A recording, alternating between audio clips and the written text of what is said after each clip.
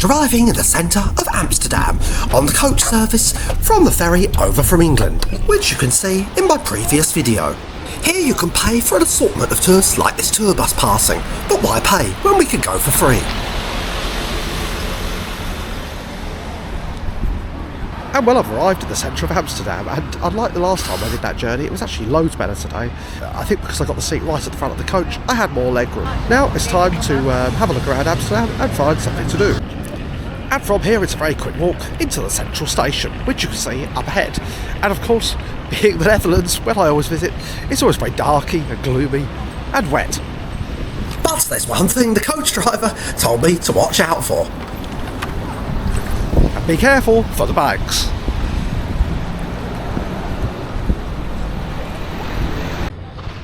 And over here ahead are the free ferries in the harbour. Last time I did a little quick guide video, which you can see on my channel, of the F50 service straight across there. I'm thinking about today doing the F4 as well, but the longer one is another additional video, but we'll see if we have time a little bit later on. And well, that is exactly what I've decided to do. Today we will be catching the F4 free ferry over to NDSM Wharf. For now, I'll head into the huge Amsterdam Central Station complex. And with that, welcome to Carl's Travel Channel's Quick Guides, where the journey is more important than the destination. There's a bus station in here as well, which I didn't realise, so I'm just going to check that out and have a look to see how it is.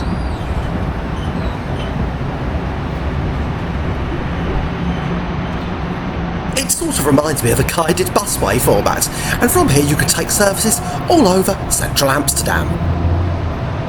But before you leave, don't forget to admire that amazing, incredible roof of the station. Just as a number 48 awaits, you get an amazing view over there of Amsterdam Noord, where we went last time on the F3. And please remember to like and subscribe, it really does make a difference. Well, there certainly are a lot of little cruise boats here, right opposite the Amsterdam Central Station.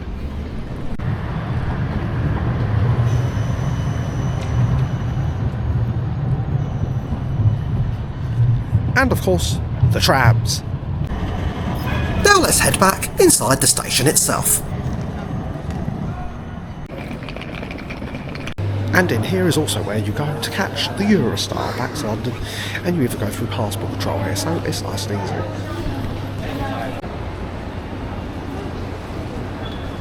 Today though, we need to head down the passageway here, through the underground shopping centre. Down here you can buy a birthday card or dunk a donut. Or if you're that way inclined, you can even buy a box of chocolates.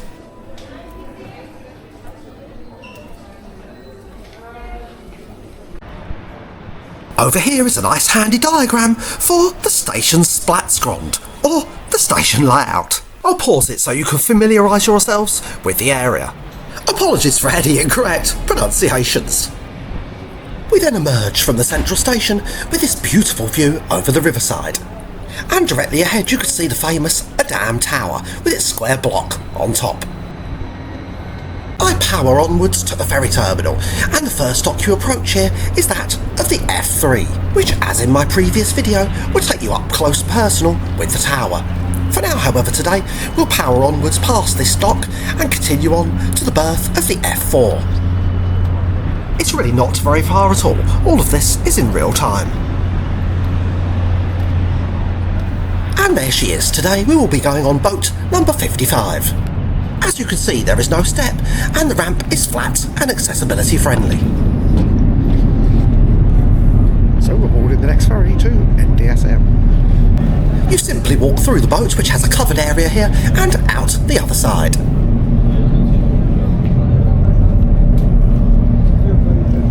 Now let's go and take up a spot right at the front of the boat, so we can have a dramatic Kate Winslet moment. Well, maybe not here. Firstly, there are no icebergs. The numbers on the side of the boats are actually the individual vessel numbers and nothing related to the line as I originally thought. Here we have 62 berthing and 63, well, unberthing I guess. All of these ferries are operated by municipal operator GVB. And so, here we go. With that we set sail for the high seas. Well, or the River A. Spelt as shown on the screen, it's the main body of water that flows through the middle of Amsterdam, a river of sorts.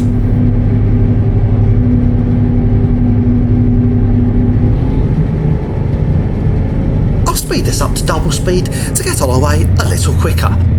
After all, we have a long voyage ahead. In fact, it's a total of 14 minutes from end to end. And of course, once again, to reiterate, in true Carl's Travel Channel budget style, the ticket price is absolutely free. One thing I found fascinating on these barges is the owners even take their cars with them. You could just about make it out there up on top. And talking of being on top, we get a nice up-close view here of the Amsterdam Tower, and in front of it there, the Amsterdam Eye. I walk around both of these, back on my old Amsterdam free ferry video. But a ticket to the top of the tower will cost you €19.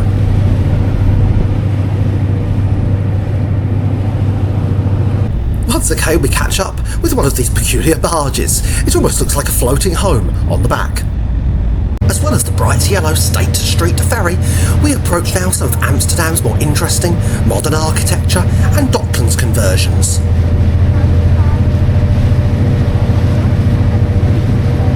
This large impressive building, now in view, is the Pontsteiger. It actually houses a hotel, but from a quick look online, the prices are certainly not for my budget travel channel.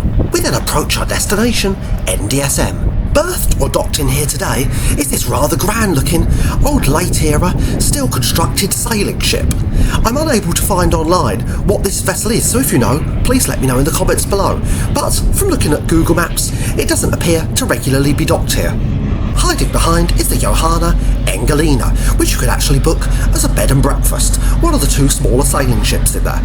We then approach a real sight to behold, Amsterdam's Botel. It is one of the budget accommodation options available in the city.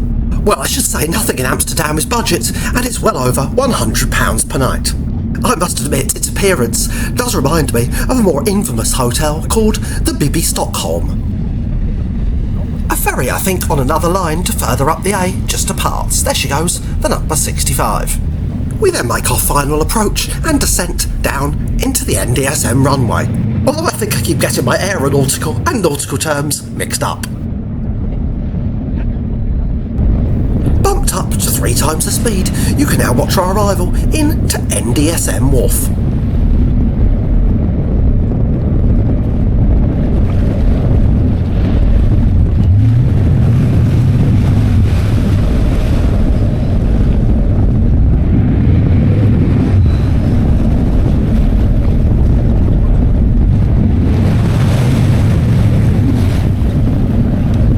Emerge from the boat in the halls of pedestrians and motorcycles, we head over to this absolutely ginormous poster for Peaky Blinders, where you can become the immortal man.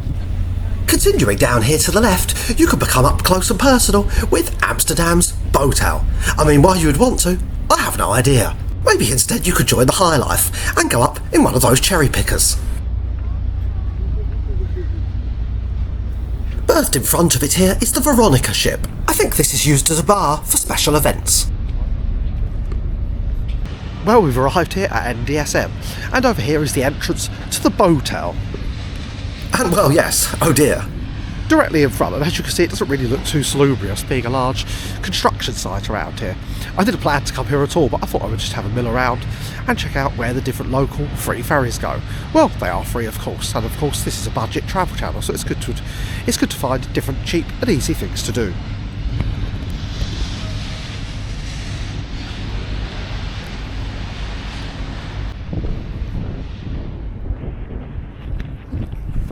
Well, there is a Gangnam-style chicken restaurant here. That's about one of the highlights of the area. But the real highlight of the area is this really amazing mural of, yes, Anne Frank herself.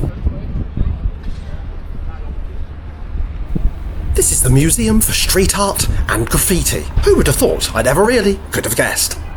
The entrance to the Straat, as it's known, is just here to the right, and a ticket will set you back a whopping €21. Although, if you have one of those Amsterdam City cards, you can get in for free. Round the back here there is this nice sign to symbolise the NDSM area itself, with this quirky outside area on the back of the Straat. Let's have a little explore about.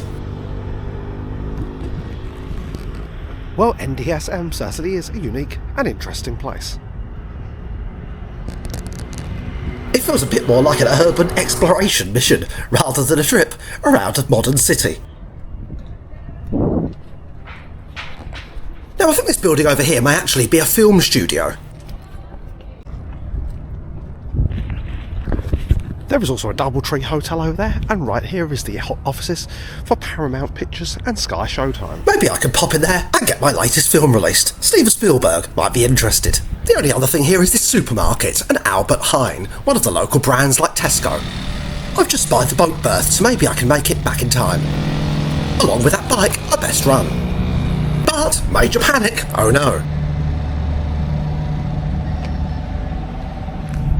But sadly, I've missed the boat back, so I'm going to have to wait here probably a very long time for the next one. So maybe I'll find a drink, or a beer, or something else to do instead. As someone puts up the Amsterdam flag, all I can see here is this one restaurant, and it's not very clear if this is a bar or not.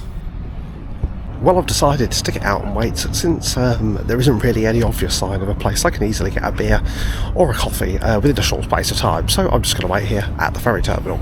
The boats seem to run about well, the last boat was an 11-minute gap, and this one is a 13-minute gap, so they don't seem to have an obvious schedule they run to, other than that they're every, let's say, 15 minutes or so. Alas, within about 10 minutes, a ferry was arriving. And of course, as luck would have it, once again, it's the number 55, bringing another load of unsuspecting passengers to NDSM.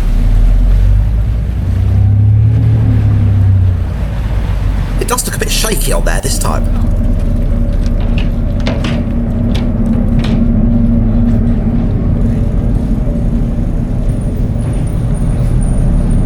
Being quieter this time, I better look around inside the vessel. I must admit I can't see a disco or a nightclub in here. As shown before, the inside is all flat and accessibility friendly should you have any mobility issues. With that we return our sea caps and we head off back to Amsterdam's Central Station, passing these old accommodation ships along the way where I think you could stay for the night. On that note, have you ever been to NDSM yourself or stayed here? Please let me know in the comments below on your thoughts on the place. On the inbound journey we get a better look here at these fascinating buildings, including the Pontsteiger. There is also this dockside apartment building and behind it the Grand Zillo Courthouse Outhouse. Finally we close in on Amsterdam's Central Station complex with its grand roof. We arrive just as the number 64 is departing on yet another daring voyage.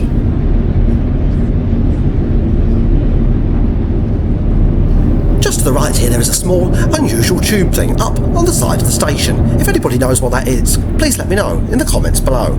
It certainly adds to the uniqueness of the architecture.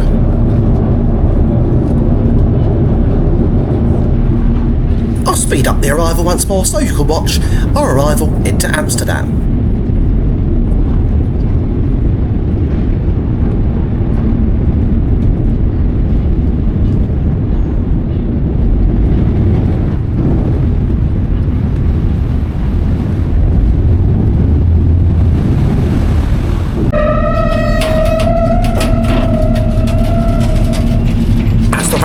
We're greeted by a very large number of bikes joining the ship to return to NDSM.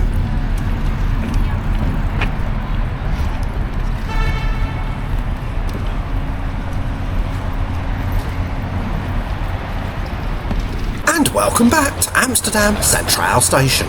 It was at this moment I also discovered there is a quicker walking passage through to the city centre. From here you can take this long passageway straight underneath the station, back into the centre of Amsterdam. It's slightly faster and obviously more accessibility friendly than going up and down through the shopping centre. Right, well I'm heading here back along the quayside, down the side of Amsterdam Central Station, up to the bus stops where the coaches are located to take me back to the ferry. And that's the DFDS ferry I'm referring to, from Amsterdam back over to Newcastle, just the way I came. It's around a 5-minute walk just up here, along the nice views over the quayside. And if you would like to watch that video, it's available right now on my channel as the last video before this one released. But as a rude interruption just to discover, I found another free ferry. And slightly further up here is another ferry across, the F2. And the F2 will whisk you over to A-Plane. Anyhow, fortunately, there is my coach just arriving, so I best get on board and head back home. With that, thank you for watching Carl's Travel Channel's Quick Guides. Please like, subscribe, and I'll see you, of course, on the next one.